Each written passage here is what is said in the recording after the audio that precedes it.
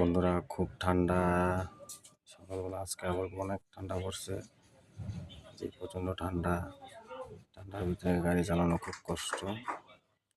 আজকে অনেকদিন করে আবার ঠান্ডা পড়ছে। উদয়পুর থেকে মোহাম্মদপুর রুটে করে কালীপুরম আগরতলা ত্রিপুরা। এটা এখানে রাস্তার অবস্থা দেখেন, প্রচণ্ড ঠান্ডা। রাস্তা খালি, একদম সাংঘাতিক খালি।